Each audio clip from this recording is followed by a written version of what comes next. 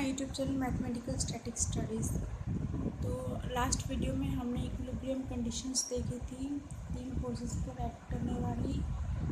आज की वीडियो में हम देखेंगे एम एन थ्योरम, जो कि ट्रिग्नोमेट्रिक थ्योरम्स है। तो आज की वीडियो में हम देखेंगे कि इसे एम एन थ्योरम क्यों बोलते हैं। तो देखते हैं, इसमें एक इसका स्टेटमेंट है, इन ए ट्रायंगल ए बी सी, मतलब ये कोई ट्रायंगल है A B C, G is any point in base B C, मतलब बेस बी सी जो हमने पहले से बना दिया। जी कोई पॉइंट है बेस बी सी में, dividing it in the ratio M N की रेशियो में डिवाइड कर रहा है इसे। तो इसे हम यहाँ पे सपोज कर लेते हैं, ये हो गया जी पॉइंट, ये हो गया एम, ये हो गया एम। चूँकि ये बी सी जो लाइन है उसको दो रेशियोज़ में डिवाइड कर रहा है एम एन में, इसलिए ये इस थ्योरम को एम एन थ्योरम बोलते हैं। तो इसकी हम कंडीशंस देख लेते हैं कि जब ए जी सी जो होगा वो थीटा होगा, तब इसमें क्या क्या रिजल्ट निकलते हैं। तो इसके दो रिजल्ट निकलते हैं यहाँ पर। फर्स्ट रिजल्ट तो इसका निकलता है M plus N cot theta equal to M cot alpha minus N cot theta. Second result निकलता है M plus N cot theta equal to N cot B minus N cot C. तो अब हम आगे इसमें देखेंगे कि इन दोनों को हम किस तरीके से प्रूफ करते हैं। इससे आगे पढ़ते हुए हम देखते हैं कि जो ये अल्फ़ा एंगल जो ए है वो अल्फ़ा और बीटा में डिवाइड कर रहा है। तो हम इस तरीके से लिख सकते हैं, angle A equal to alpha plus beta. अब यहाँ पे थीटा है, थीटा मोस्टली फाइंड किया जाएगा और मोस्टली ये यूज़ किया जाएगा ये दो स्टेटमेंट्स को प्रूफ करने के लिए। हम स्टेटमेंट नंबर फर्स्ट को प्रूफ करते हैं। तो क्योंकि हमें एम और एन निकालना है तो हमें बी जी और जी सी निकालना होगा। तो हम पहले बी जी निकालने के लिए एंगल ए बी जी लेते हैं। तो इस बी एंगल निकाल लेंगे हम, और यहाँ पे देखते हैं हम इन ट्रायंगल ए बी जी के अंदर जो ये एंगल जी है वो हो जाएगा, क्योंकि ये एक लाइन पर ड्रॉ है तो 180 डिग्री माइनस थीटा हो जाएगा। अब हम इसका वैल्यू निकालते हैं पूरे एंगल में। तो angle A plus angle B plus angle G equal to, ये पूरा मिला के 180 होता है, 180। तो एंगल ए की वैल्यू है alpha plus angle B plus यहाँ पे हो गया 180 माइनस थीटा इक्वल टू 180। तो एंगल बी की वैल्यू यहाँ से निकालते हैं, तो ये 180 एज इट इज़ है, ये इधर जाके माइनस हो गया, एंड ये भी माइनस 180 माइनस माइनस प्लस हो जाएगा, मतलब ऐसे कर लो। तो ये 180 इस 180 से कैंसिल हो जाएगा, ये माइनस अंदर जाएगा तो प्लस हो जाएगा। तो हमारा प्लस वैल्यू आएगी theta plus alpha, theta minus alpha, sorry theta minus alpha. ये तो एंगल बी की वैल्यू आ गई। अब इसमें हम रेशियो में लेने के लिए इसमें साइन रूल से देखते हैं। फ्रॉम साइन रूल, ये लैमिस थ्योरम को भी प्रूफ कर रहा है, एंड लैमिस थ्योरम। तो ये देखते हैं, हम बी जी निकालना है हमें। तो बी जी की कॉरस्पॉन्डेंस जो सामने एंगल है वो अल्फ़ा है, तो यहाँ हम लेंगे साइन अल्फ़ा इक्वल टू, फिर हम ए जी निकाल लेंगे।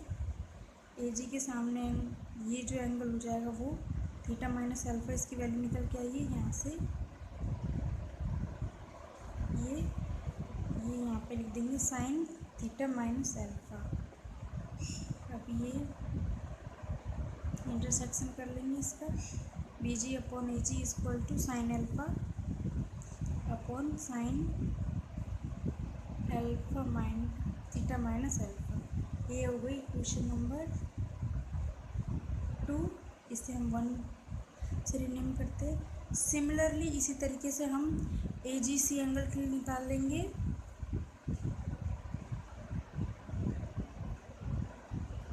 सिमिलरली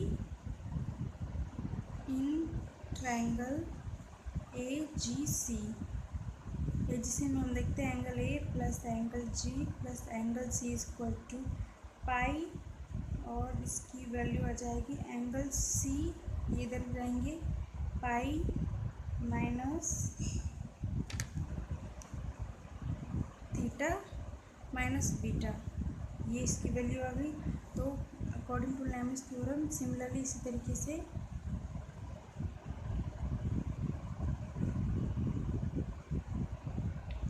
थ्योरम ए जी के सामने ये जो एंगल आया है वो निकल के आया है pi minus theta plus beta bracket में, तो वही हम लिख देंगे sine pi minus theta plus beta bracket में small bracket equal to G C upon sine beta, इसको इंटरसेक्ट करके लिखेंगे A G upon G C equal to sine pi minus theta plus beta bracket में ये आ जाएगा sign beta. चूँकि हम जानते हैं sign pi minus theta sine theta होता है, तो वही हम यहाँ पे यूज़ करके लिख देंगे sign theta plus beta upon sine beta, हो जाएगा ए जी अपॉन जी सी। ये हुई इक्वेशन नंबर 3, इसे हमने इक्वेशन नंबर 4 से रिनेम किया है। अब इक्वेशन नंबर 2 और इक्वेशन नंबर 4 को हम मल्टीप्लाई कर देंगे, क्योंकि हमने यहाँ पे बी जी को एम से डिनोट किया था और जी सी को एन से, तो इनका रेशियो निकालने के लिए हम इन दोनों को मल्टीप्लाई कर देंगे।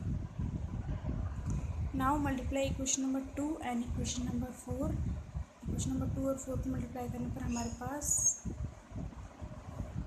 ये रिजल्ट आ रहा है B G upon A G into A G upon G C equal to sine alpha upon sine theta minus alpha into sine theta plus beta upon sine beta.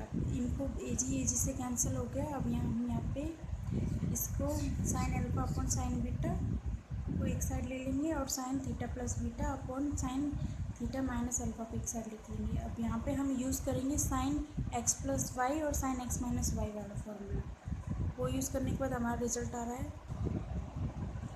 Use करने पर हमारा जो रिज़ल्ट आ रहा है वो आ रहा है B G upon G C equal to sine alpha into sine theta cos beta plus cos theta sine beta upon में sine beta into sine theta cos alpha minus cos theta sine alpha. ये जो फॉर्मूले से sine x plus y का formula होता है sine x cos y plus sine Y cos x, और sine x minus y का जो रिज़ल्ट होता है वो होता है sine x cos Y minus sine Y cos X. अब हम साइन अल्फ़ा और साइन बीटा को अंदर मल्टीप्लाई कर लेंगे। यहाँ पे हम बी जी और जी सी की वैल्यू लिख देते हैं M upon N. Sine alpha और साइन बीटा को अंदर मल्टीप्लाई करने पर वैल्यू आ रही है sine alpha sine theta cos beta plus sine alpha cos theta sine beta upon sine beta sine alpha cos alpha minus sine beta cos theta sine alpha. अब चूँकि हमें ये इसे कॉट की फॉर्म में लाना है, तो कॉस तो यहाँ पर है, साइन इसके नीचे लाना है और यहाँ पे जो साइन है उनको कैंसिल करना है, तो हम इसे मल्टीप्लाई करेंगे साइन अल्फ़ा साइन थीटा और साइन बीटा से। उसके बाद sign alpha sine theta cancel हो जाएंगे। इसी तरीके से सब में किसी न किसी में ये कैंसिल हो जाएंगे और वैल्यूज़ हमारी बचेंगी कॉस और अपॉन साइन की फॉर्म में। तो हमने यहाँ पे डिवाइड कर लिया है, उससे हमारी वैल्यूज़ आ रही है, हम क्लियरली देख सकते हैं कि m upon N equal to sine alpha sine theta cos beta upon sine alpha sine theta sine beta आ रहा है। यहाँ पर प्लस में sine alpha sine beta cos theta upon sine alpha sine beta sine theta आ रहा है। तो इनमें जो साइन की वैल्यूज़ है ऊपर नीचे वो तो कैंसिल हो रही है, और वैल्यू जो इनकी लास्ट वैल्यू आ रही है वो कॉस अपॉन साइन की फॉर्म में आ रही है, तो इन्हें हम कॉट की फॉर्म में लिखेंगे तो हमारी वैल्यू आएगी, ये जो हमारा रिज़ल्ट निकल रहा है वो लास्ट रिज़ल्ट आएगा कॉस अपॉन साइन की फॉर्म में आ रही है। तो इनकी जब कॉट की फॉर्म में लिखेंगे तो हमारी ये वैल्यू आ जाएगी M upon N equal to cot beta plus cot theta upon cos alpha minus cot theta. इसको क्रॉस मल्टीप्लाई कर लेंगे हम, क्रॉस मल्टीप्लाई करने पर वैल्यू आ रही है M cot alpha minus M cot theta equal to N cot theta plus N cot theta. अब हम यहाँ पे कॉट थीटा को कॉमन ले लेते हैं, तो इस कॉट थीटा इस साइड चला जाएगा तो प्लस में हो जाएगा, तो ये वैल्यू आ जाएगी हमारी M plus N cot theta is equal to M cot alpha minus N cot theta. तो इस तरीके से हमारी जो फर्स्ट थ्योरम थी वो प्रूव कर लिया हमने। इसमें कुछ भी ज़्यादा प्रॉब्लम की नहीं था। पहले हमने जो ट्रायंगल ड्रॉ किया था उसको दोनों साइड से लिया एम और एन की वैल्यूज़ निकालने के लिए, उसके बाद हमने साइन को कैंसिल करने के लिए कॉट की फॉर्म में लिखा और फिर उसे थोड़ा सा क्रॉस मल्टीप्लाई करके लास्ट वैल्यू हमारी आ गई। तो ये हमारी फर्स्ट स्टेटमेंट प्रूव हो चुकी है। अब हम आगे चलते हैं सेकंड स्टेटमेंट की तरफ। तो हम सेकंड स्टेटमेंट देखते हैं, M plus N cot theta is equal to N cot B minus M cot C. तो स्टेटमेंट के अकॉर्डिंग हमने ए बी से एक ट्रायंगल बना लिया जिसका बेस है बी सी, जो बी सी को डिवाइड कर रहा है एम और एन में। डिवाइडिंग जो पॉइंट है वो है जी, वो एंगल ए को भी डिवाइड कर रहा है। तो अब हम एम और एन निकालने के लिए हम यहाँ पर बी जी और जी सी का यूज़ करेंगे। तो पहले बी जी का यूज़ करते हुए हम एंगल ए बी जी निकालते हैं। इन angle A B G, angle A B G में हम पहले देखते हैं एंगल जी की जो वैल्यू है वो 180 थीटा माइनस थीटा हो जाएगी। ये एक ही सेगमेंट पे है इसलिए। और हम देखते हैं angle A plus angle B plus angle C is equal to 180 degree. और चूँकि हमें यहाँ पर एंगल ए निकालना है, एंगल जो बी है उसे कैपिटल बी से रिप्रेजेंट कर रहे हैं, एंगल से कैपिटल सी से। तो यहाँ पे हम angle A is equal to 180 minus angle B minus angle G. तो यहाँ पे वैल्यू लिखते हैं angle A is equal to 180 degree capital B minus 180, ये अंदर जाएगा तो प्लस हो जाएगा थीटा, ये इससे कैंसिल, इसकी लास्ट वैल्यू आएगी theta minus B angle A की। इसे हम क्वेश्चन नंबर 1 से रिप्रेजेंट कर रहे हैं। और अब हम लैमिस थ्योरम के अकॉर्डिंग साइन रूल से देखते हैं। अकॉर्डिंग टू साइन रूल हम देखते हैं बीजी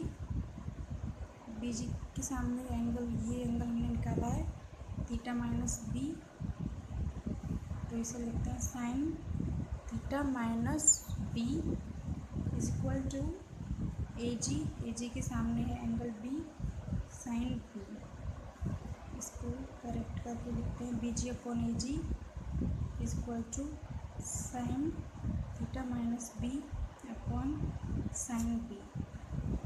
ये हुई हमारी क्वेश्चन नंबर 2। इसको बिना इधर लाए भी लिख सकते हैं, लेकिन अगर ऐसे लिखते हैं इसको तो हमें जो इक्वेशन रिज़ल्ट जो इक्वेशन निकलेगी उनको मल्टीप्लाई नहीं डिवाइड करना पड़ेगा। बस हम इसको समीशन को इजी करने के लिए इसको इस साइड साइन की जो फॉर्म्स हैं उनको एक साइड कर लेते हैं।